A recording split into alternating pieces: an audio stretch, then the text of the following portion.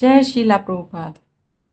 नमो विष्णुपादाय कृष्णपृष्ठाय भूतले श्रीमती भक्ति वेदांत स्वामिन्निति नामिने नमस्ते सारस्वती देवी गौरवाणी प्रचारिणे निर्विशेष शून्यवादी पाश्चात्य देशतारिणे जय श्री कृष्ण चैतन्य प्रभु नित्यानंदा श्री अद्वैत गदाधर शिवासादि गौर भक्ति वृंदा हरे कृष्णा कृष्णा कृष्णा हरे हरे हरे राम राम राम हरे हरे हरे कृष्णा कृष्णा कृष्णा हरे हरे हरे राम राम राम हरे हरे हरे कृष्णा कृष्णा कृष्णा हरे हरे हरे राम राम राम हरे हरे। जय शीला प्रभुपाद। शीला प्रभुपाद की जय। हमारे आज के सेशन का एजेंडा है भगवद गीता 4.8। ठीक है, पिछली बार हमने 4.7 स्टडी किया था और उसके बाद हमने ईशोपनिषद का मंत्र कंप्लीट किया लास्ट क्लास में। तो 2 सेशन लगे हैं ईशोपनिषद के मंत्र। हमने पहला जो सेशन था ना उसकी वीडियो डाल दी है, कल रात में डाली है। अब जो ईशोपनिषद का वो जो इन्वोकेशन मंत्र है उसका सेकंड वीडियो आज डल जाएगी, तो वो कंप्लीट हो गया। 4.7 हम कर चुके हैं, अब ये 4.8 और दीपाली माता जी सीक्वेंस में है, आपको क्लैरिटी हो जाएगी। आप ना अगर आपको समय मिले तो मैं प्लेलिस्ट शेयर करूंगी, आप धीरे धीरे उसको ना सुनो आराम आराम से, आपको सीक्वेंस सब समझ आ जाएगा कि हम कैसे करना है। ठीक है माता जी, ओके माता जी। इन सेशन में हम प्रभुपाद जी की स्मॉल बुक से शुरू किया हमने। उसमें क्या कर रहे हैं, हम जो भी मंत्र जो भी श्लोक आ रहे हैं ना बीच बीच में, उसको हम गहराई से भी पढ़ रहे हैं। मतलब ये हमारे लिए एक अपॉर्चुनिटी है कि श्लोक आया, चलो उसको भी डिटेल में हम साथ साथ पढ़ लें, ताकि अपने आप में क्या है कि पूरी साउंड एकदम नॉलेज उस चैप्टर से संबंधित हमें हो जाए। ठीक है, तो अब ये श्लोक जो है ये भगवद गीता 4.8। अब 4.7 जो था उसमें भगवान क्या कहते हैं, यदा यदा ही धर्मस्य ग्लानिर्भवति भारत अभ्युत्थानम धर्मस्य तदात्मानं सृजाम्यहम्। अर्थात हे भरतवंशी, जब भी और जहां भी धर्म का पतन होता है और अधर्म की प्रधानता होने लगती है, तब तब मैं अवतार लेता हूं। इसके ऊपर हम कंप्लीट कर चुके हैं डिस्कशन। तो अब ये such consciousness is manifest and non manifest. हम ओरिजिनली कृष्णा कॉन्शियस हैं, राइट? लेकिन ये जो कृष्णा कॉन्शियस वाली अवस्था है ये कभी प्रकट होती है, कभी प्रकट नहीं होती, अलग अलग स्थिति में। इसका मतलब क्या है, जब हम भौतिक के अंदर आ गए तो ये जो हमारी ओरिजिनल कॉन्शियसनेस है, जो कृष्णा कॉन्शियसनेस है, ये प्रकट नहीं हो रही वहां, क्योंकि ये इसके ऊपर भौतिक गंदगी आ गई। यही है इसका मतलब।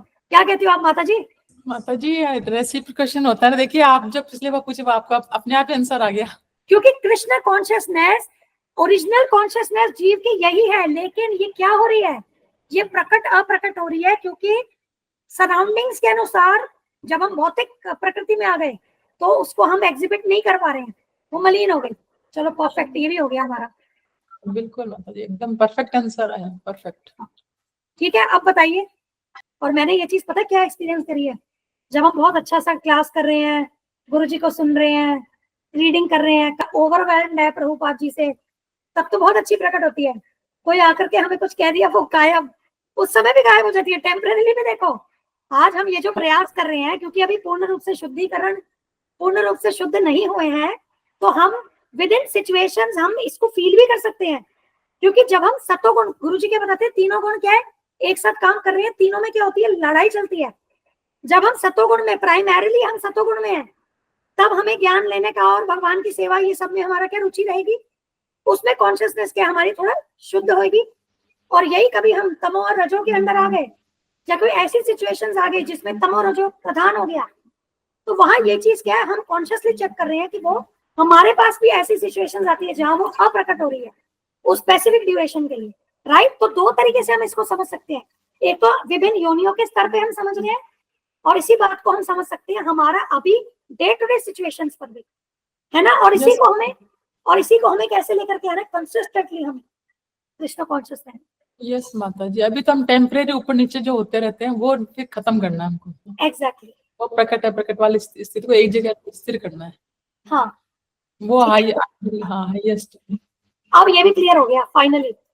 अब हो सकता है अगली बार पढ़ेंगे और बेटर समझ लेंगे, हो सकता है, क्योंकि हमारी जैसे शुद्धि होगी हमें चीजें और समझ में आएंगी। तो आज का जो ये श्लोक है 4.8, इसके आगे भगवान श्री कृष्ण क्या कहती है, परित्राणाय साधुनाम विनाशाय च दुष्कृताम धर्म संस्थापनार्थाय संभवामि युगे युगे। इसका मतलब क्या होता है, to deliver the pious and to annihilate the miscreants as well as to re-establish the principles of religion, I myself appear millennium after millennium। अर्थात भक्तों का उद्धार करने, दुष्टों का विनाश करने तथा धर्म की पुनः स्थापना करने के लिए मैं हर युग में प्रकट होता हूँ। ठीक है, अब इसका हम तात्पर्य पढ़ेंगे जो प्रभुपाद जी ने दिया है, इसको हम गहराई से पढ़ने का प्रयास करेंगे। तो यहाँ प्रभुपाद जी कह रहे हैं कि भगवत गीता के अनुसार, according to Bhagavad Gita, a sadhu holy man is a man in Krishna consciousness. तो जो भी कृष्ण भावना भावित है वही साधु है। ठीक है, ये डेफिनेशन साधु की दी गई है भगवत गीता में भगवान श्री कृष्ण के द्वारा। A person may appear to be irreligious, but if he has the qualifications of Krishna consciousness wholly or fully, he is to be understood to be a sadhu। ठीक है, तो ऐसा प्रतीत हो सकता है कि वो इररिलीजियस है, अधर्मी है, ऐसा लग सकता है, लेकिन अगर वो कृष्ण भावना भावित है तो वो साधु है। इसको कहीं ना कहीं क्या है, 9.30 से ये कनेक्ट होगा, जो उसमें एक वर्ष ही हमने पढ़ा था कि यदि कोई व्यक्ति जघन्य से जघन्य कर्म भी करता है, किंतु यदि वह मेरा अनन्य भाव से भजन करता है तो वह साधु ही माना जाएगा, क्योंकि वह अपने संकल्प में अडिग है। तो इसको हम आगे और स्टडी करेंगे। अब नेक्स्ट करते हैं, एंड दुष्कृताम applies to those who do not care for Krishna consciousness. क्या कह रहे हैं यहाँ, परित्राणाय साधु नाम, साधु मतलब डिवोटी, भगवान श्री कृष्ण का भक्त। दुष्कृताम, दुष्कृताम कौन है, मिसक्रिएंट, जो भगवान का भक्त नहीं है, जो अभक्त है, दुष्कृताम है अभक्त। तो इसका मतलब क्या हुआ बाय डेफिनेशन, आज की डेट में जो भी कृष्ण भक्ति के विषय में नहीं सोच रहे, उनको कृष्ण भक्ति से कोई लेना देना नहीं है, तो वो भगवत गीता के अनुसार वो कौन है, दुष्कृति है ना। क्योंकि ऐसा हम नहीं कह रहे, ऐसा भगवान कह रहे हैं।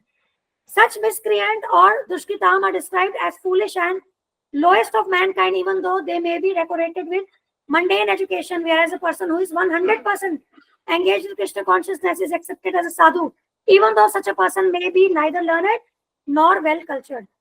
बहुत इंपॉर्टेंट स्टेटमेंट यहाँ। अब भौतिक जगत में हम क्या देखते हैं, जो कि भौतिक रूप से बहुत, उसने क्या है, ज्ञान प्राप्त कर लिया है, और उस ज्ञान के फलस्वरूप वो बहुत हाई पोजीशन पे और खूब अपना ज्ञान झाड़ रहा है, लोग उसको सुन रहे हैं, लोग उनको सुन रहे हैं, और वो बहुत पैसे कमा रहा है, बहुत उसकी ख्याति हो रही है। उसे समझते हैं कि भाई ये जो मनुष्य है ना, बस ऐसा सोचा जाता है कि सारे गुण ऐसा सोचते हैं कि इसी में है, और हर एक और भी जो साधारण जीव होते हैं ना, वो सोचते हैं कि हम ऐसे व्यक्ति की तरह बने, है ना। आज सारे गुण किसके साथ कनेक्ट हो जाते हैं भौतिक जगत में, वही जो कि भौतिक रूप से बहुत समृद्ध है ना। चाहे वो भौतिक ज्ञान हो, भौतिक ऐश्वर्य, भौतिक, हम अगर पैसे की बात करें, बल की शक्ति की बात करें, आप इसमें बहुत सारे एग्जाम्पल्स ले सकते हैं। बड़े बड़े जो ये जो एक्टर्स हैं, या बड़े पॉलिटिशियंस हैं, या बहुत बड़े बड़े साइंटिस्ट हैं, अब बेशक इनके सेंटर में अगर भगवान ना हो, फिर भी लोग क्या है, इनको फॉलो करते हैं, है ना। लेकिन अब भगवत गीता के अनुसार क्या है, कोई भौतिक रूप से कितना भी संपन्न हो, यदि वह कृष्ण भावना भावित नहीं है तो वो क्या है, वो दुष्कृति है। और उसको यहाँ क्या कह रहे हैं कि ये जो दुष्कृति है, ये फूलिश, लोएस्ट ऑफ मैनकाइंड, ये मूर्ख है और ये मनुष्यों में अधम है। तो आपने जितना भी ज्ञान प्राप्त कर लिया हो, लेकिन अगर आपको कृष्ण भावना नहीं है, तो उस ज्ञान का कोई वैल्यू नहीं, आप मूर्ख ही हैं। यहाँ ये बता रहे हैं प्रभुपाद जी। और ये इसके कॉरेस्पॉन्डिंग श्लोक है 7.15 भगवत गीता में, उसको हम स्टडी करेंगे, ठीक है। उसको पढ़ के आपको और समझ में आएगा, उसको पढ़ करके आप एकदम जज कर लेंगे कि ये दुष्कृति कौन सी कैटेगरी में है। भगवान ने 4 कैटेगरीज बताई है, दुष्कृतियों की 4 कैटेगरी बताई है। और आपका और क्या होता है, उससे जो भ्रम होता है ना हमें कि अरे ये इसको फॉलो करना चाहिए, अरे इसको सारा भ्रम मिट जाएगा, वो ऐसा वर्स है। इसके साथ में हम उसको कनेक्ट करेंगे, ठीक है, डेफिनेटली। एक बार 4.8 हो जाए उसके बाद पहले हम वही पढ़ेंगे बस 7.15। फिर हम 3.9 जो एक वो साधु वाला जो वर्स है ना, जो जिसका भी ट्रांसलेशन मैंने पढ़ा था कि यदि कोई व्यक्ति जगन्य से जगन्य, ये वाला 9.30, फिर इसको पढ़ेंगे, ठीक है। अब यहाँ क्या कह रहे हैं कि अगर कोई भौतिक रूप से बहुत ज्यादा लर्नेड नहीं है, ज्यादा कल्चर्ड नहीं है, लेकिन यदि वो कृष्ण भावना भावित है तो उसको साधु के रूप में हमें स्वीकार करना चाहिए। आगे क्या कह रहे हैं Prabhupad ji, as far as the atheistic are concerned, it is not necessary for the supreme lord to appear as he is to destroy them, as he did with demons Ravan and Kans. The lord has many agents who are quite competent to vanquish the demons. अब यहाँ पर देखिए, यहाँ पर कह रहे हैं कि जब नास्तिकों की अगर हम बात करें, अगर हम नास्तिकों की बात करें तो उन नास्तिकों का विनाश करने के लिए जरूरी नहीं है कि भगवान अपने उसी यथा रूप में यहाँ पर प्रकट होएं, क्योंकि रावण के लिए, रावण को मारने के लिए तो भगवान राम स्वयं आए, कंस को मारने के लिए भगवान श्री कृष्ण स्वयं आए, है ना। लेकिन यहाँ क्या कह रहे हैं, भगवान के ऐसे बहुत सारे एजेंट्स हैं जो इन नास्तिकों का विनाश करने के लिए समर्थ है। और हमारे गुरुजी पता क्या बोलते हैं, आजकल के असुरों को देखो, एक वायरस और एक मच्छर ही मार दे उनको तो असुर बनना है तो बनो रावण और कंस की तरह, हिरण्यकशिपु की तरह, जहाँ भगवान स्वयं आकर के मारे हैं जिन्हें। जो आजकल के जो नास्तिक है ना, वो तो कहीं आसपास नहीं है, इतने ऐसे बड़े बड़े नास्तिकों के, ऐसे मतलब कंपेयर करके बताते हैं, ठीक है। कहते हैं कि अगर तुम्हें यथा रूप में, ऐसे होता है ना कि नास्तिक लोग आजकल क्या कहते हैं, अरे हम तो भगवान को नहीं मानते क्योंकि हमने तो भगवान देखे नहीं, है तो हमारे सामने प्रकट होके दिखाओ ना हमें। अरे भाई, पहले हिरण्यकश्यप रावण जैसे तो नास्तिक बन के दिखाओ, जब ही तो आएंगे ना। तुम्हें तो एक मच्छर भी मार देगा, तुम्हारा एक लेवल ही क्या है, नास्तिकता का तुम्हारा लेवल ही क्या है। ये उस संदर्भ में बात हो रही है, आप समझे चीज। तो अब यहाँ क्या कह रहे हैं कि भगवान के बहुत एजेंट्स हैं जो इन नास्तिकों को आराम से क्या है, इन असुरों को मार सकते हैं। तो ऐसा नहीं कि भगवान को खुद ही आना पड़ेगा, भगवान को स्वयं ही आना पड़ेगा इनको मारने। और वैसे पता है, रावण कंस और ये जो है ना हिरण्यकशिपु, इनके पीछे बैकग्राउंड में स्टोरी आती है। ये सब वास्तव में कौन है, ये भगवान के भक्त है, ये वैकुंठ लोक के द्वारपाल है, जय विजय। उनकी कभी हम स्टोरी करेंगे ना, तब आप समझना, इसको नोट कर लेते हैं, इसके ऊपर हम चर्चा करेंगे। तो इसको भी रखते हैं एजेंडा में। और ये चलो ठीक है, इसको जब हम करेंगे तब देखेंगे। अब आगे बढ़ते हैं। But the Lord specially descends to appease his unavoided devotees who are always harassed by the demoniac. तो भगवान वास्तव में यहाँ पर स्पेसिफिकली अपने भक्तों को आनंद देने के लिए आते हैं, उनका उद्धार करने के लिए आते हैं। तो वास्तव में जो भगवान के डिसेंड का, भगवान के अवतार लेने का कारण क्या है, भगवान के अवतरित होने का वास्तविक कारण है कि वो अपने भक्तों को प्रसन्न करने के लिए यहाँ प्रकट होते हैं। ये एक्चुअली हिडन और रियल पर्पस यही है। ये तो क्या साथ साथ ये है कि भाई जो डिमोनियक है, जो असुर है, उनका भी क्या विनाश करते हैं, वो चीजें हैं। लेकिन जो कोर है वो है भक्तों को प्रसन्नता देना, आनंद देना। और यहाँ पर क्या बात करें, अनअलॉयड डिवोटीज, शुद्ध भक्त। अनअलॉयड मतलब शुद्ध भक्ति। अनअलॉयड डिवोशन क्या होती है, जिसको शुद्ध भक्ति कहते हैं, जो केवल भगवान श्री कृष्ण को समर्पित है। बस उनका सब कुछ जीवन का लक्ष्य, उनका ये एग्जिस्टेंस का पर्पस सब सिर्फ भगवान कृष्ण के अराउंड ही रहता है। और आगे क्या कह रहे हैं, who are always harassed by the demoniac. अब ये जो असुर होते हैं ना, ये जो असुर होते हैं, ये हमेशा क्या भक्तों को हैरेस करते हैं, उनको परेशान करते हैं। क्योंकि ये दोनों जो मेंटालिटीज हैं, या ये दोनों दो प्रकार के, देखो भगवत गीता के हिसाब से 2 ही प्रकार के मनुष्य होते हैं। तीसरे प्रकार का कोई नहीं होता। एक दैवी गुण वाले, एक आसुरी गुण वाले। दैवी गुण वाले हैं भगवान के भक्त, जो भगवान के दिए गए आदेशों का पालन करते हैं। आसुरी जो भगवान को नकारते हैं या भगवान के साथ क्या है कि वो शत्रुता रखते हैं, नास्तिक होते हैं या शत्रुता रखते हैं। तो आप दोनों आइडियोलॉजीज डिफरेंट हो गई। तो ये हमेशा क्या, असुरों का क्या काम होता है, वो भक्तों को कष्ट देना। जैसे हिरण्यकशिपु, उन्होंने क्या किया, उन्होंने प्रहलाद महाराज उनके अपने पुत्र थे, उनको उन्होंने मारने का प्रयास किया। जबकि प्रहलाद महाराज वो कितने रेस्पेक्टफुल थे अपने पिता के प्रति, ओबीडियंट थे, सब था उनके अंदर, सभी वो गुण थे जो कि एक बच्चे में, ऐसे बच्चे की तरफ पिता बहुत अफेक्शनेट होता है। लेकिन सिर्फ एक ये चीज देख करके कि वो विष्णु भक्त थे, हिरण्यकशिपु क्या है, उनके दुश्मन बन गए, वो उन्होंने मारने का प्रयास किया। तो ये एक्सटेंट होती है इन असुरों की, इतनी एक्सटेंट तक ये जा सकते हैं भक्तों को कष्ट पहुंचाने के लिए। ठीक है, किसी भी हद तक जा सकते। आगे the demon harasses the devotee. अच्छा एक चीज आप और भी समझिए, यहाँ पर देख रहे हैं, कह भी भगवान पहले यही रहे हैं, परित्राणाय साधु नाम। तो भगवान के क्लोज है साधु, समझ रहे हैं। हमारे गुरु जी बताते हैं कि भक्त के हृदय को भी वृंदावन बताया गया है, क्योंकि वहां भगवान श्री कृष्ण रहते हैं। तो भगवान भक्तों के इतना क्लोज है। देखो सबसे पहले उन्होंने क्या बोला, मैं युग युग में आता हूँ, लेकिन सबसे पहला क्या बोला, साधुओं का उद्धार करने के लिए, अपने भक्तों के कल्याण के लिए। ठीक है, इससे भी आप समझिए महत्वता कि वास्तव में जो हिडन और मेन पर्पस भगवान के अवतरण होने का क्या है, भक्तों का उद्धार। ठीक है, अब आगे क्या कहती है, the demon harasses the devotee even though the latter में हैपन टू बी स्किन। तो यहाँ यही बता रही है कि जो असुर होते हैं वो भक्त को हमेशा दुखी करते हैं, चाहे वो भक्त जो है वो उनका रिलेटिव ही क्यों ना हो। जैसे कि प्रहलाद महाराज जो हिरण्यकशिपु के पुत्र थे। ठीक है, दूसरा क्या, जैसे देवकी माता कृष्ण भगवान की मदर और कंस की सिस्टर।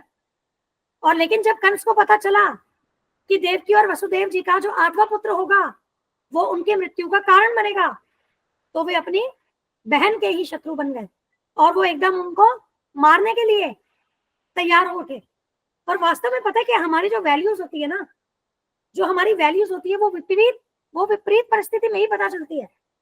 कोई कहने को कितना भी मॉरली करेक्ट और बहुत अच्छा इंडिविजुअल बना रहे, लेकिन क्या वो उस मोरालिटी को, उस नैतिकता को, या उस अपने अच्छे स्वभाव को, अच्छे गुण को विपरीत परिस्थिति में भी उसका पालन कर पाता है कि नहीं, वही उसका वास्तविक टेस्ट है। अब ये जो कंस है वो कितना भी अपने बहन के प्रति उसका स्नेह था, लेकिन जब उसकी विपरीत परिस्थिति आई, उस विपरीत परिस्थिति में वो अपनी बहन का ही शत्रु बन गया। तो फिर इसका मतलब क्या हुआ, वास्तव में हम चाहे नैतिकता, अगर हम भौतिक यहाँ की बात करें तो मॉरल वैल्यूज को बहुत ज्यादा वैल्यू करते हैं, है ना। और जनरली यहाँ पर अगर हम देखें कि मॉरल प्रिंसिपल्स का जो प्रचार होता है भगवान को सेंटर में रख के नहीं होता है। ठीक है, वो मोरालिटी सब शास्त्रों से ही आई है, पर कहीं ना कहीं आपको कई एथिस्टिक लोग मिलेंगे कि जो मॉरल प्रिंसिपल्स को बहुत ज्यादा वैल्यू करते हैं, लेकिन वो तो भगवान को मानते ही नहीं है। तो इसका मतलब क्या हुआ, वहां पर जो मॉरल वैल्यूज की, नैतिकता की वो बात कर रहे हैं, जो कि गॉड सेंट्रिक नहीं है, कृष्णा सेंट्रिक नहीं है, वहां वो डेफिनेटली जब ऐसी परिस्थिति आएगी उसको पालन नहीं कर सकेंगे और वो कहीं ना कहीं वहां पर वो पतित हो ही जाएंगे, क्योंकि उन्होंने भगवान को सेंटर में नहीं रखा। और यही अगर हम प्रहलाद महाराज की बात करें, क्योंकि वो शुद्ध भक्त है तो उनके अंदर सारे दिव्य गुण हैं, तो विपरीत परिस्थिति आई जब उनके पिता उनको मारने का प्रयास करते थे, तो भी उन्होंने वो भक्ति नहीं छोड़ी, अपने पिता के प्रति उनकी जो रेस्पेक्ट थी वो नहीं छोड़ी। आप ये सोचो, कोई हमें कुछ एक भी चीज आकर के बोले तो हमारे मन में उसके लिए बुरा भला भी निकल सकता है ना।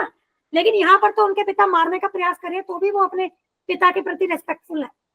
पांडवों की बात समझो, आपकी पांडव क्या, उनके साथ क्या किया कौरवों ने, उसके बाद भी देखिए अर्जुन जी तो महाभारत का युद्ध छोड़ करके वो जाना चाह रहे थे, वो कह रहे थे कि मैं जंगल में चला जाऊंगा, लेकिन मैं अपने जो ये स्वजन है मैं इनका वध नहीं करूंगा।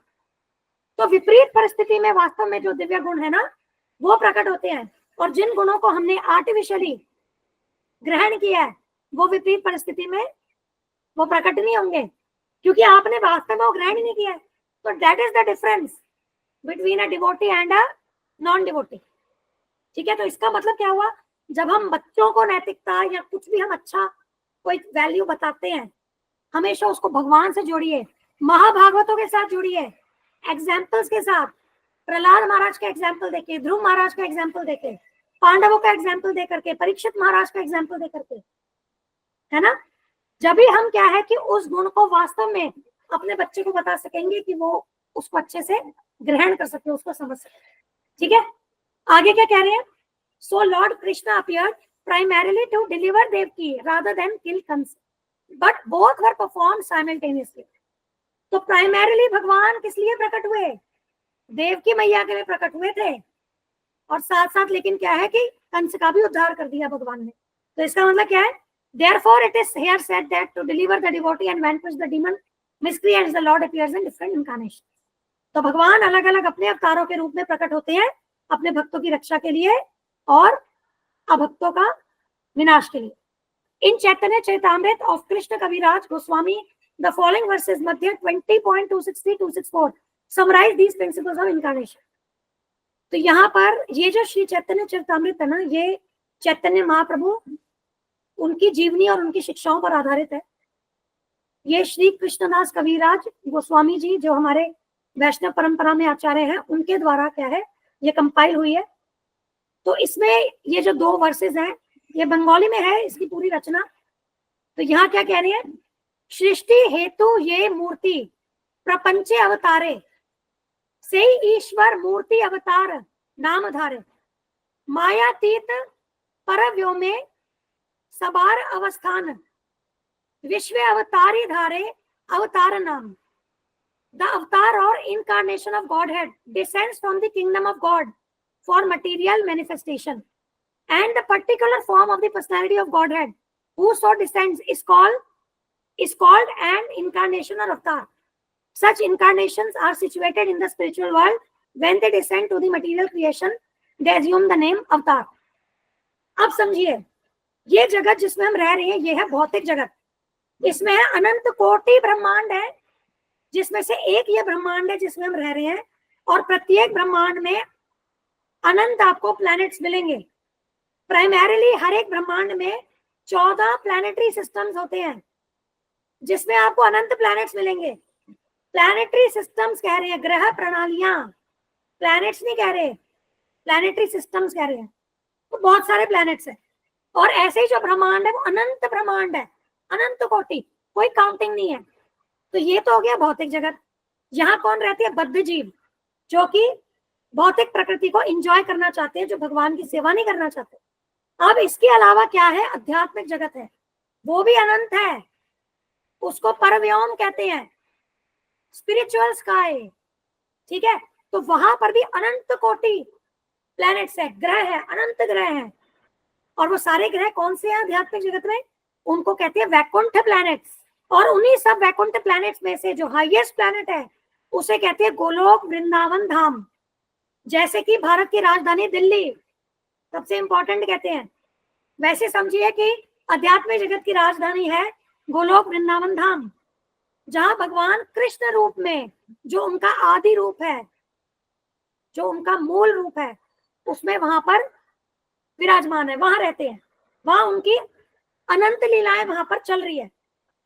और भगवान के विभिन्न अवतार जो हैं वो विभिन्न वैकुंठ प्लैनेट्स में विराजमान है, वहां अवतारों की लीलाएं चल रही है। जैसे नरसिंहदेव जी का प्लैनेट हो गया, ठीक है, विष्णु जी के प्लैनेट्स हो गए, और भगवान के बाकी भी जो अवतार है जैसे वराह देव, उनका प्लैनेट हो गया, मत्स्य अवतार उनका प्लैनेट हो गया। इस प्रकार से तो भगवान और भगवान के ये सारे जो अवतार है ये सनातन है और सारे पोटेंट है। हमने याद है पढ़ा था श्री उपनिषद से, पूर्ण से जो उनकी शक्तियां निकली है या उनके जो अवतार हैं वो अपने आप में, वो सारे अवतार भी उतने ही पूर्ण है जैसा कि मूल अवतार।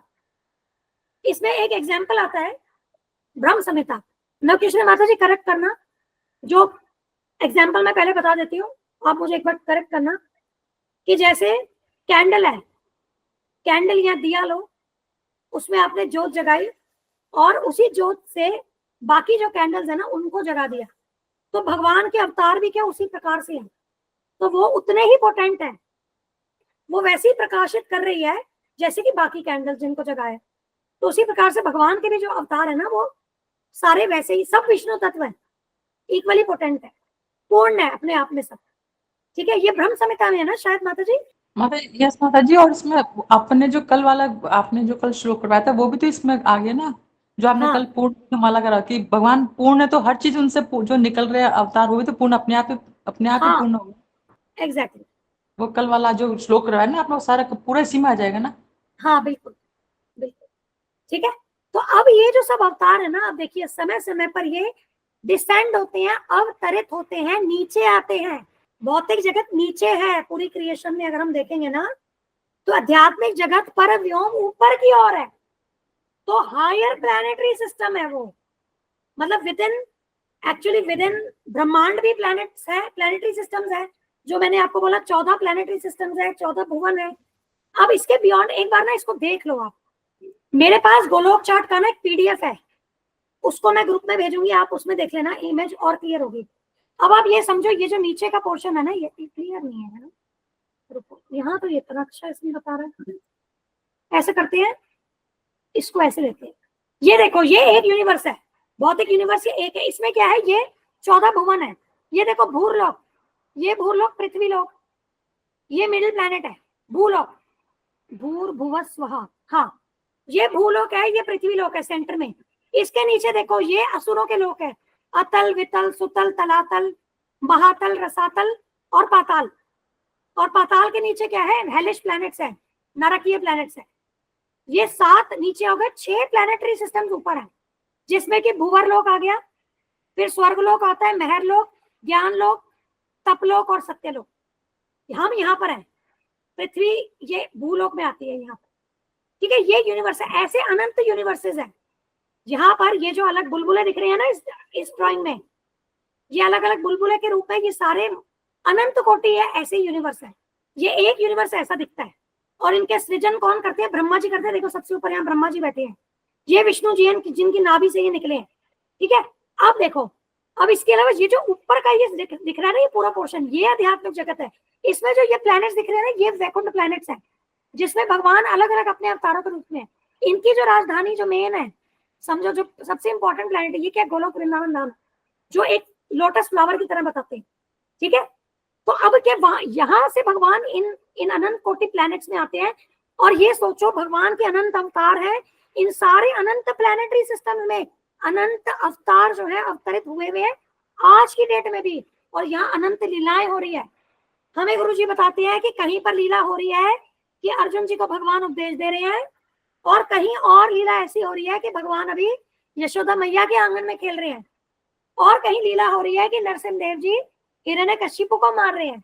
समझे, कहीं पर लीला हो रही है, वराह देव जी आकर के पृथ्वी को हिरण्याक्ष से बचा रहे हैं। ऐसे चलता है ये पूरा। तो इसीलिए हम बोलते हैं अवतरित, डिसेंड होना, नीचे आना, हायर प्लैनेट से लोअर यहाँ पर आ रहे हैं। और इस भौतिक जगत को जेल के समान बताया है। जेल में कौन होते, कैदी होते हैं। हम कैदी है, फिर भी देखिए हमें भगवान कितना प्रेम करते हैं कि हमारे पास ही वो हर युग में आते हैं, हर युग में। हम कैदियों के लिए जिन्होंने भगवान से मुंह मोड़ा हुआ है, तो देखो भगवान हमसे कितना प्रेम करते, और हम यही दुनियादारी में लग के अपना जीवन बर्बाद करते है ना। तो हमें अपना जीवन बर्बाद नहीं करना है, ह्यूमन लाइफ बड़ी मुश्किल से मिलती है। तो आगे क्या कह रहे हैं कि ये जो अवतार होते हैं, ये आकर के, ये भगवान के विभिन्न जो रूप है, विभिन्न इनकारनेशन अवतार है, ये आकर के यहाँ पर भौतिक ब्रह्मांडों में यहाँ पर आते हैं। ठीक है, लेकिन ये अवतार एट द सेम टाइम अध्यात्म जगत में भी हैं। ऐसा नहीं है कि हम बोले कि यहाँ से जो है नरसिंह देव जी यहाँ आ गए तो यहाँ गायब हो गए, ऐसा नहीं है। अब समझे, ये भी समझना है कि जब भगवान यहाँ अवतरित होते हैं, एट द सेम टाइम वो गोलोक में भी हैं, और वो अपने वैकुंठ प्लैनेट्स में भी हैं। यही भगवान की अचिंत्य शक्ति है, जो हम भौतिक बुद्धि से नहीं समझ सकते हैं।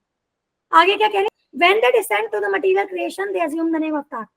तो ये जो भगवान के सारे जो रूप हैं, विभिन्न रूप हैं, तो ये जब यहाँ पर आते हैं तो इन्हें हम अवतार कहते हैं, क्योंकि वो अवतरित हुए यहाँ आकर के।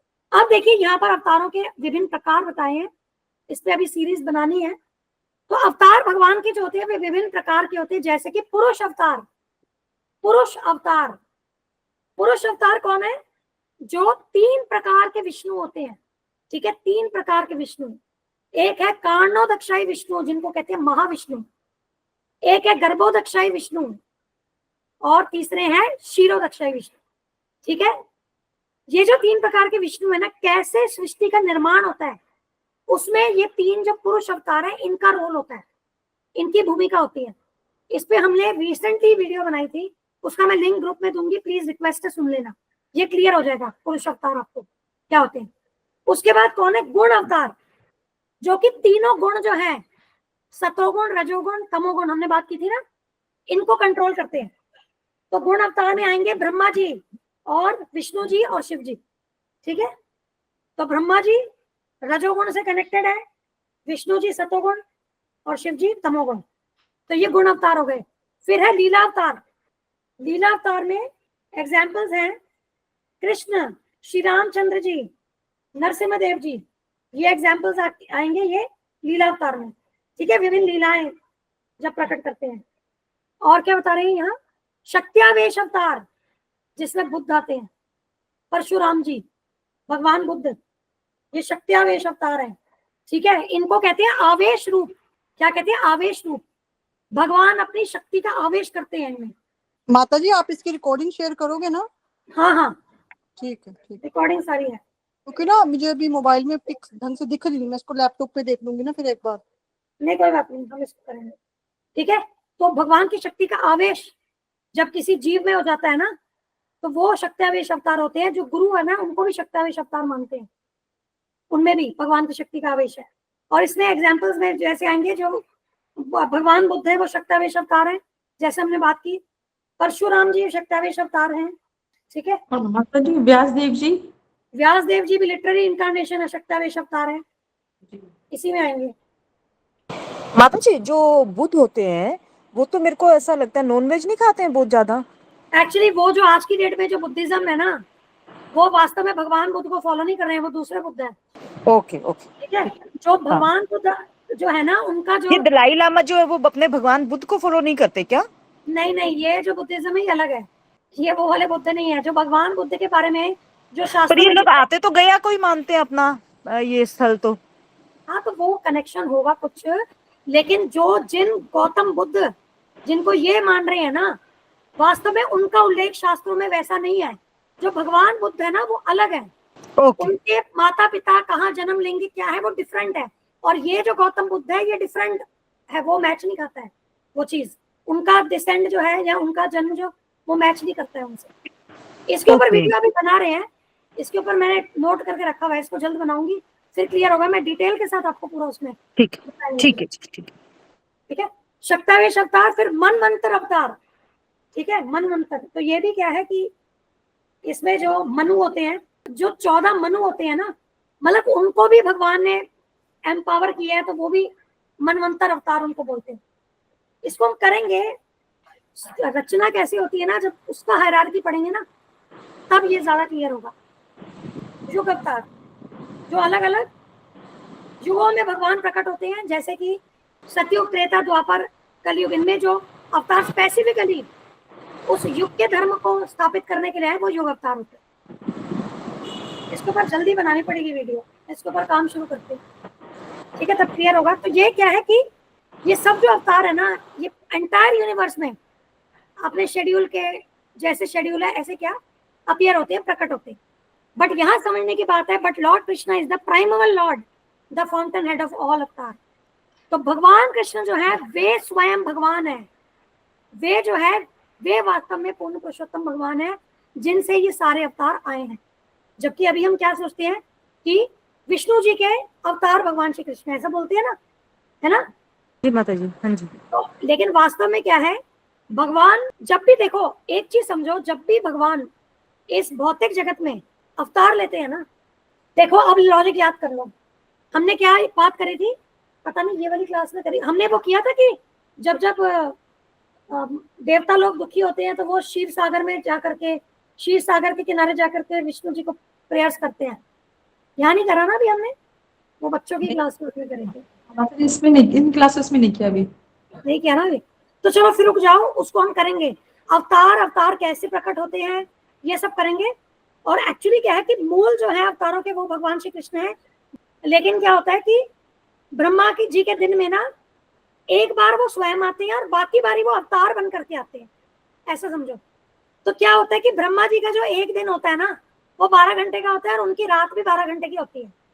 तो ब्रह्मा जी के जो एक दिन है ना, जो 12 घंटे हैं, उसमें 1000 चतुर्युग होते हैं। मतलब सतयुग, त्रेता, द्वापर, कलयुग, ऐसे 1000 चतुर्युग ब्रह्मा जी का क्या बनाते हैं, 12 घंटे बनाते हैं। तो इसका मतलब क्या हुआ, ब्रह्मा जी के दिन में 1000 बारी आएंगे चतुर्युग, राइट। तो मतलब अब चतुर्युग में जो 4 युग है, हर युग में युग अवतार आएंगे। ये क्लियर है? Is it clear? देखो अब ब्रह्मा जी है ना, इनके 12 घंटे का दिन होता है डे और 12 घंटे की रात होती है, ठीक है। अब ये 12 घंटे 1000 चतुर्युग होते हैं।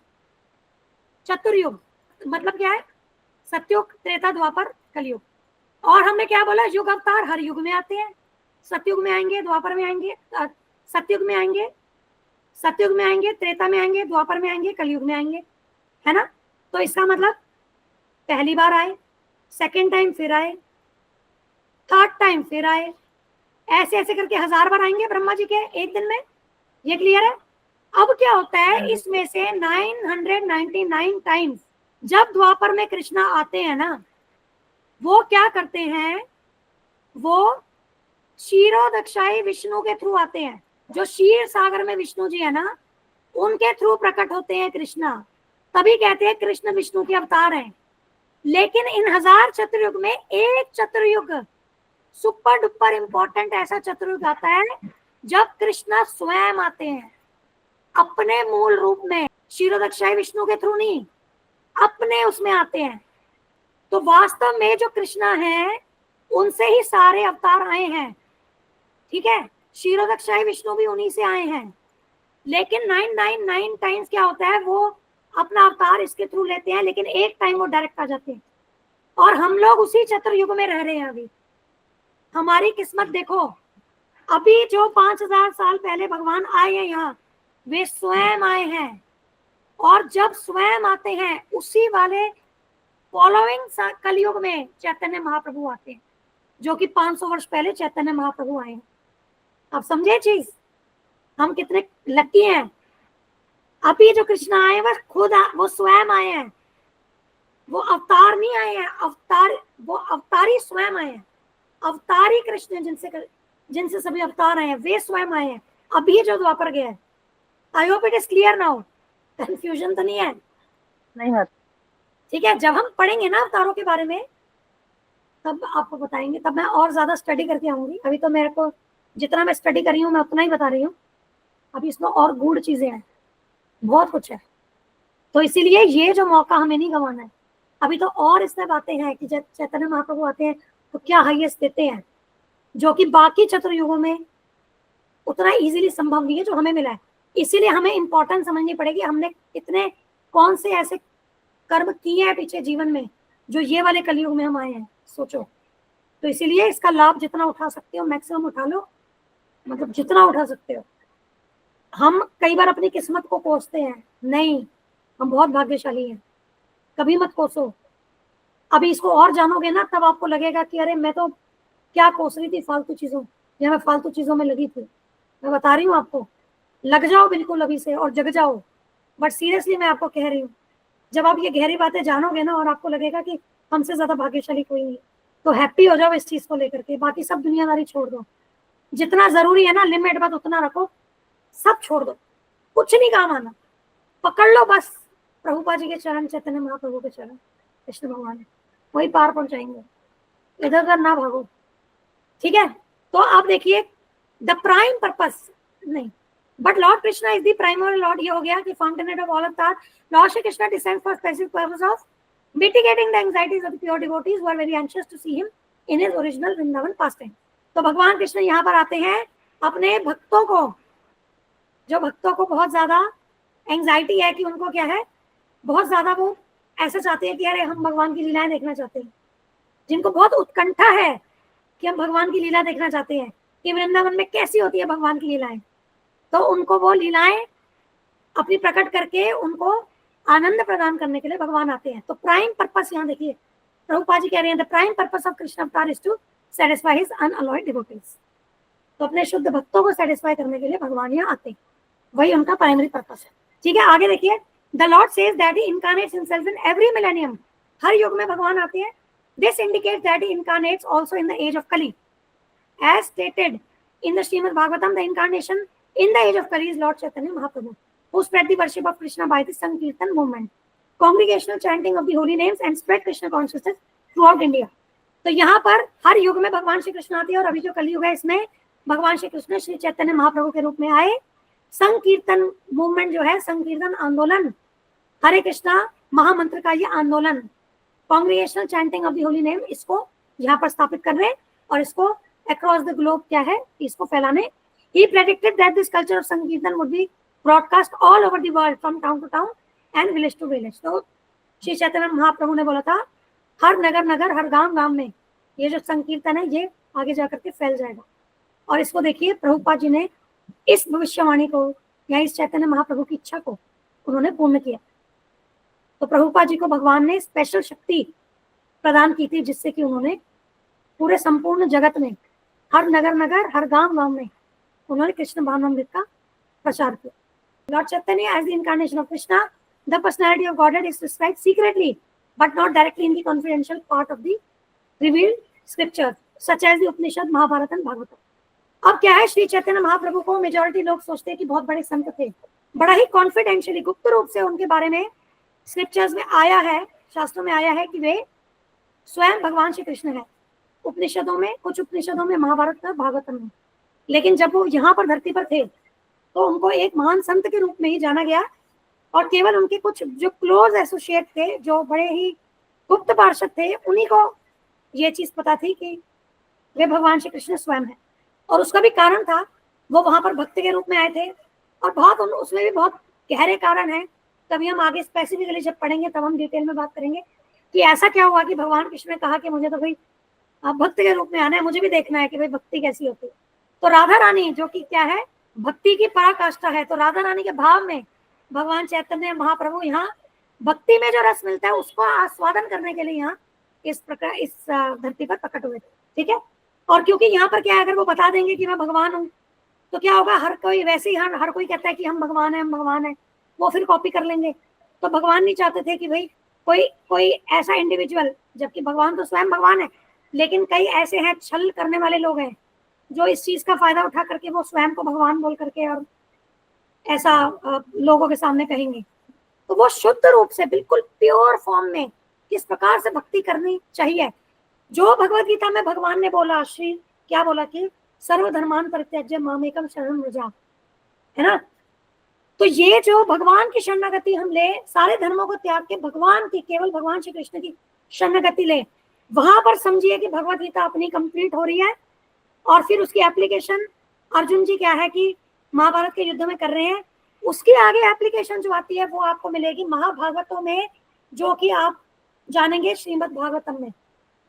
और वही एप्लीकेशन जो है वो चैतन्य महाप्रभु हमें अपने टीचिंग से यहाँ पर बता रहे हैं कि सर्वधर्मान परित्याज्य करना कैसे है, मन मनाभव मत भक्तो मत यजी माम नमस्कुरु।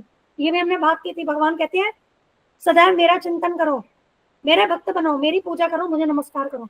इसको कैसे अप्लाई करना है वो एप्लीकेशन यहाँ पर आप भागवतम से जान सकते हैं, चैतन्य महाप्रभु की शिक्षाओं से जान सकते हैं। ठीक है, वहीं से प्रेरणा लेकर के हमें अपने जीवन में लगाना है। तो आगे क्या कह रहे हैं, the devotees of Lord Krishna very much The devotees of Lord Krishna are very much attracted by the Sankirtan movement of Lord Chaitanya. The avatar of the Lord does not kill the miscreants but delivers them by his causeless mercy। तो ये जो श्री चैतन्य महाप्रभु का अवतार है, ये किसी शस्त्र के साथ, इनका कोई वैसा शस्त्र नहीं है कि असुरों का ये वध करें। ये तो अपनी अहेतुकी कृपा के द्वारा सबका क्या है, दुष्टों का भी उद्धार कर रहे हैं। और इसमें बहुत इंपॉर्टेंट एग्जाम्पल आता है जगाई मधाई का, हम बात करेंगे इस बारे में। जगाई मधाई का उद्धार, इसकी स्टोरी हमने वेद साथी में डाली है, तो मैं वो भी लिंक भेज दूंगी, उसको प्लीज सुन लेना। आपको ये पता चलेगा कि अरे मतलब भगवान की जो अहेतुकी कृपा है उसकी सीमा ही नहीं है। मतलब कैसी भगवान की ये कॉजलेस मर्सी है कि जब हम जितने भी हम निकृष्ट भी अगर हम हो जाते हैं तब भी भगवान देखिए हम पर कैसे कृपा करते हैं। तो उसको हम उस स्टोरी से आप वो जान पाएंगे। और उसमें ही आप क्या है कि विनम्रता के ऊपर भी उसमें एक शिक्षा आती है।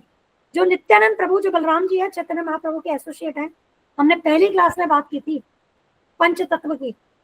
आप on the way to Krishna की फर्स्ट जो सेशन हुआ था उसमें प्लीज उसको सुन लीजिए। दीपाली माता जी, या जिन्होंने स्टार्टिंग से, शेफाली माता जी नहीं सुना है, हाँ जी माता जी, मैं तो सुनूंगी, मुझे तभी समझ आएगा थोड़ा ना। आपसे रिक्वेस्ट करती है प्लीज सुनिए। ठीक है माता जी। इस अवसर को हमें नहीं गंवाना है। आप ये देख लीजिए, 1000 चतुर्युगों में से एक आया ये वाला जिसमें भगवान स्वयं आए, चैतन्य महाप्रभु स्वयं आए कलयुग में। हम कितने ब्लेस्ड हैं। अभी कितने ब्लेस्ड है ना, उसकी कुछ लिमिट ही नहीं है। जब हम डिटेल में जाएंगे उसके ऊपर भी हम बात करेंगे, बट अभी रिक्वेस्ट है कि प्लीज इसको सुनिए, ठीक है। तो यहाँ पर भगवान अपनी अहेतु की कृपा से दुष्टों का क्या कर रहे हैं, उनका उद्धार कर रहे हैं, है ना। कोई शस्त्र वैसा लेकर के नहीं आए। यहाँ तो जो शस्त्र है वो हरिनाम का शस्त्र, हरिनाम संकीर्तन का शस्त्र। इसके बाद अब कुछ स्पेसिफिक पॉइंट्स और है इस वर्ष से संबंधित, उसको हम करेंगे नेक्स्ट सेशन में, कल करेंगे। फिर हमारा ये वर्ष जो है ना ये कंप्लीट होगा। उसके बाद जो 4 दुष्कृति हैं उसको करेंगे 9.30 वर्ष। उसके बाद हम अपना जो on the way to Krishna का, कृष्ण की ओर जो किताब है उसको आगे पढ़ेंगे। तो अभी हमारे 3 सेशन लगेंगे। और आप कोई प्रश्न है तो बताइए। एंड आई एम सॉरी आज लेट हो गया थोड़ा, बट एटलीस्ट ये तो कंप्लीट करें ना हम।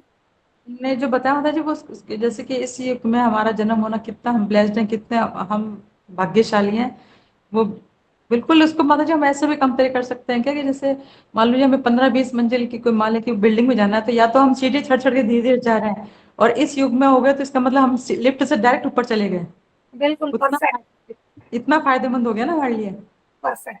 और उस जैसे लिफ्ट का, और वो लिफ्ट हमें प्रभुपाद जी ने स्पेशल मर्सी से प्रदान की है। और वो कैसे चलानी है, कैसे चलानी है नवकिशोर माता जी? केवल हरिनाम संकीर्तन से माता जी। हरिनाम गुरु। तो ये ब्यूटी है इस कलयुग की, ब्यूटी।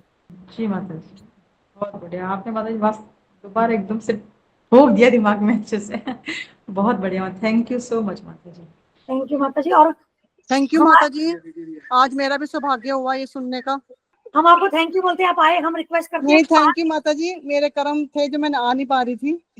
5 days ही करते हैं हम वेडनेसडे को और संडे को छुट्टी रखते हैं। ठीक है माता जी, thank you so much. Thank you. Okay Meenu माता जी, ठीक है माता जी। क्लोज करते हैं।